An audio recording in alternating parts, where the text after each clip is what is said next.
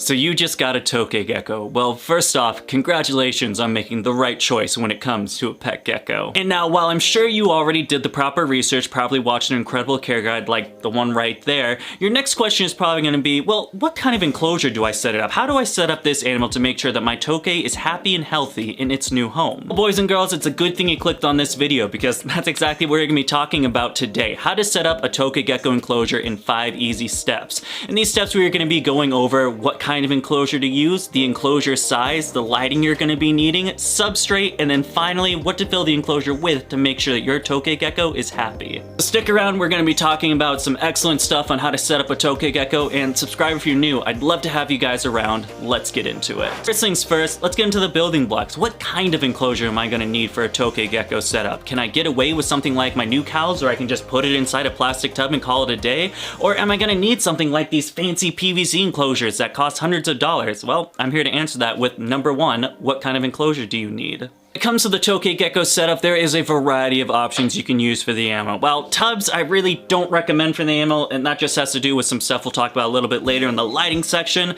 you can get away with a few of the other stuff. Personally for me, I'm using a variety of different options such as the aquariums, 20 to 29 gallons, a variety of the exoterras or zoomettes, you know, those front opening glass enclosures, and I've even gone to go a little bit over the top with these nice PVC enclosures. There's really a variety of stuff you can use. While we are on the topic of what kind of enclosure to use, we should really talk about a company that I've really enjoyed and actually put one of my most expensive geckos in because I trust it so much, and that's going to be Zen Habitats. That enclosure we are talking about just happens to be right behind me. This one right here. This is Zen Habitats 2 foot by 2 foot by 2 foot enclosure. Absolutely perfect for a Tokay gecko. Plenty of size. You're going to get a lot bigger of space than something that these glass enclosure makers are going to provide, usually only being an 18 by 24, whereas this one you're getting 2 foot long, 2 foot wide, and 2 foot high. Perfect height for the second largest gecko like Tokays. And Habitats is absolutely fantastic. You're not going to get any hidden shipping fees where you think the enclosure is going to be a couple $100 and then boom, you're spending a couple $100 more with shipping. They put it all in one nice little price for you. Shipping is super fast within the week versus some of these other companies like the one right there that took like 6 to 7 months to get here. This one, 3 days. Absolutely fantastic. If you guys want to learn some more information about Zen Habitats, have a look in the link I have right down there in the description. If you buy from that link, your boy gets a small cutback. I very much appreciate it. Let's get back to talking about Tokays. At the end of the day, this section is going to be a little bit short. You can use a variety of the glass enclosures or maybe spring for one of those PVC enclosures. I honestly think are a little bit better. Just avoid tubs. You're not going to be, I did tubs before. It really isn't that great. I made the switch pretty soon after I tried it. It's just not really worth it. But now that we know what kind of enclosure we can put the animal in, next up is going to be the size. I mean, what do I need for this thing? Do I need a 70 to 120 gallon, or can I just put it in a 5 gallon and call it a day? I heard they grow to their size, so it should be okay. Well, hold your horses there, folks, because that's not really the case, and we'll get into that with topic number 2, what size you need for your Tokay gecko. You gotta remember, folks, this is the second largest gecko in captivity you can have. It is a big boy. Rivaling the Leachianus gecko in size, this is a giant gecko, getting anywhere from 12 to up to 15 inches, depending on the sex of the animal. This is a big boy that is gonna require a big home. Personally, over here at Dakota Blue Exotics, we use nothing less than a 20 tall for a Tokay gecko, and that is going to be the bare minimum, either the 20 tall or the 18 by 18 by 24. Anything less is just not it. You're gonna want the animal to have at least that much space. However, bigger is always better, just like we mentioned a little bit earlier, the 2 by 2 by 2. I absolutely love this size for the animal, and I am gonna be slowly converting all of my Tokay geckos to something like this versus something like a 20 tall. It does come to the size of the enclosure. You're gonna want, as the aquariums, 20 tall minimum. I'd probably shoot for a 29 gallon if you can find it. That would be a little bit better for the animal. It's a little bit taller, a little bit longer, all in all a better enclosure.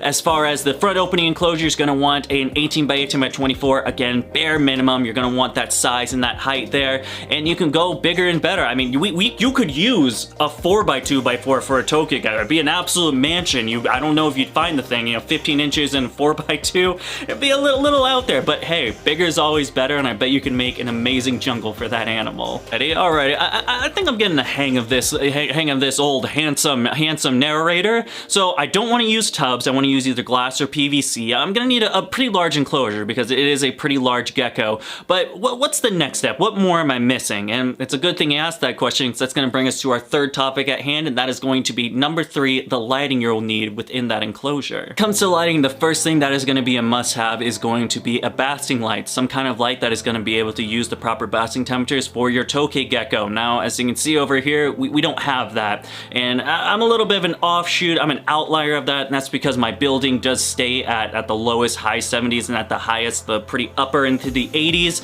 and at that point you don't really need a basking bulb. So I do as I say, not as I do in this kind of scenario. A basking bulb is going to be prudent depending on what the average household is. Going to be usually in the low 70s. You're going to want something where the animal can regulate its temperature and get up to that temperature that it basks, usually in the wild. Now, the second part of this can get a little bit controversial. You know, the Tokay people, they go on and off about this stuff. Personally, I do believe Tokay geckos should have UVB. Personally, I use the UVB bars over here to double as a basking bulb and a UVB bulb at the same time. It will raise the temperature a couple of degrees just because we use a little bit of a higher wattage, the T5 high output, and it does provide UVB. While no, it is not mandatory, the gecko can survive without it. Usually on this channel, I like to provide what the best information is. I want to do what's best for your animal when you're trying to learn about it. So I would personally go with the UVB bulb. Costs like 60 bucks, and then yearly you're gonna need, like, I don't know what bulbs are, like $40. It's like a $100 investment, like twice a year to once a year, depending on what kind of bulb you get. For me, the two big boys when it comes to UVB is gonna be Arcadia or Zoom Ed. I like Arcadia a little bit more. You can get the more out of their bulb versus Zoom Ed's usually say to replace every 6 months. If you don't have a solar meter, you can't measure your UVB output. I would recommend what the box says, but that's just it.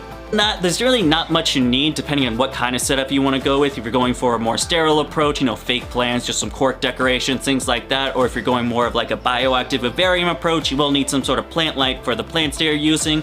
But really the two biggest things are going to be that basking light and then of course the UVB. Alright folks, we're really getting in there. We know the proper size, we've got our enclosure going on right now, we got the lights on top, but something's still missing. It's going to be the enclosure itself. It looks kind of bare. I mean, what do I put in this thing?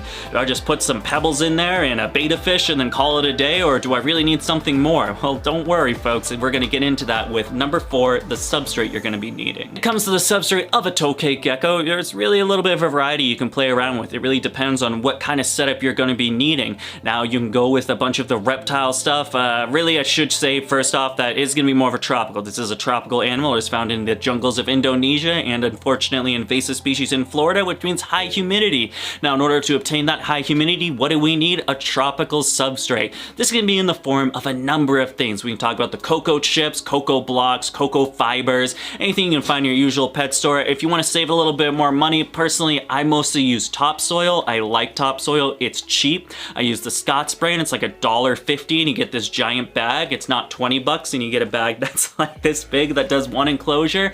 But hey, whatever you want to do. Personally, for this enclosure right behind me, I actually have the Josh's Frogs ABG mix. It costs a lot, but it does look better. Like, just the ground looks cooler, it looks more jungle-like. So if you are going that little bioactive route, I'd probably recommend that over just topsoil. But it really depends. You want something that looks a little nicer, or do you want to save a couple of bucks? I think you can go wrong with either way. Just stuff I wouldn't recommend are like sands, because they don't hold humidity well and the animal doesn't come from an area that has sand. So dirt, or something that looks like dirt. That's pretty much what you need for a substrate. Here we are, boys and girls, the last thing we are going to be talking about today. We've got this enclosure thing pretty much filled out to a brim. We know how to make our Tokay gecko happy and healthy. However, the fact of the matter is now we just have an enclosure with dirt in it. What else do we put in there? What can we put in there that makes the Tokay gecko happy? Well, it's a good thing that is going to be the last topic today, and that is going to be number 5, what to fill the enclosure with. When it comes to what to fill the enclosure with for the Tokay gecko, we really have to think about what kind of gecko this is. Is this a terrestrial animal, an arboreal animal? What kind of animal it is? Well, we know 2 things. It's going to be a big gecko, it's going to be a gecko that likes humidity, and it is going to be a gecko that is arboreal. What does arboreal mean, boys and girls? It means the gecko likes to climb, and you need to emulate what it would do in the wild, which is climb inside of the enclosure. There are quite a few ways you can obtain this. Really much the 2 things that I love using are going to be sticks and cork bark, and cork rounds, any type of those things. You can get those in a couple of places. Most pet stores is gonna carry both those things. Personally, for the wood that you probably see in this B-roll, I go out into my woods and I get it. Legally, I can't tell you to do that because I don't know if it's legal depending on what conservation area you are, so don't do that. But